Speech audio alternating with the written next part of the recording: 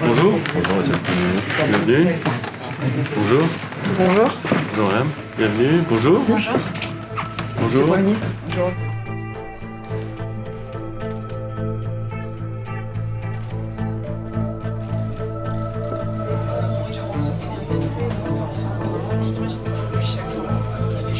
Moi, la première question que j'ai demandé à Édouard Philippe, c'est est-ce qu'il comprend qu'un jeune de mon âge qui sera en mesure de prendre sa retraite en 2060 lise sa réforme de retraite comme on pourrait lire un roman de science-fiction.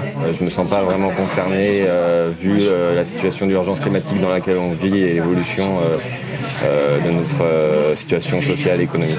Il a annoncé également un régime très protecteur pour les fonctionnaires, donc j'aimerais en savoir un peu plus. Je pense qu'on a besoin d'avoir une réponse de tous les Français et je pense qu'il faut pouvoir mettre en place un référendum pour que chacun puisse s'exprimer sur cette situation des retraites. Alors j'attends poser des questions par rapport à tout ce qui est rapport étudiant, notamment une question sur les stages rémunérés. Surtout des réponses sur l'éducation et l'enseignement, parce que je me sens concernée par cette réforme.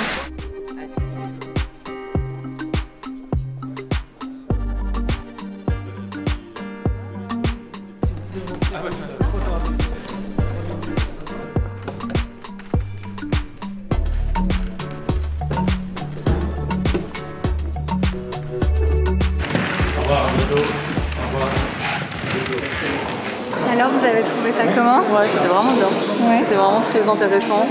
Et franchement, il a été plutôt clair, entre guillemets, mais c'était bien.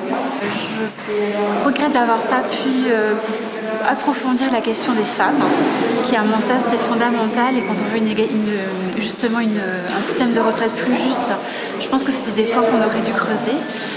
Toutefois, j'ai eu l'ensemble de mes réponses et voilà, c'était un moment de partage très riche.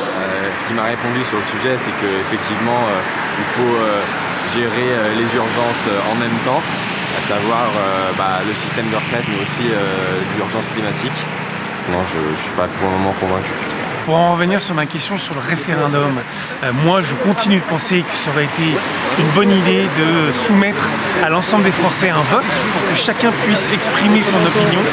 Le Premier ministre considère que ce n'est pas une nécessité dans l'absolu, puisqu'il y a eu une élection présidentielle, qu'on a donné un mandat au président de la République et donc au Premier ministre. Malheureusement, je n'ai pas pu poser ma question sur les stages rémunérés, parce qu'on a manqué un peu de temps vers la fin. Je n'ai pas changé d'opinion personnellement sur la réforme, même sur le gouvernement en général.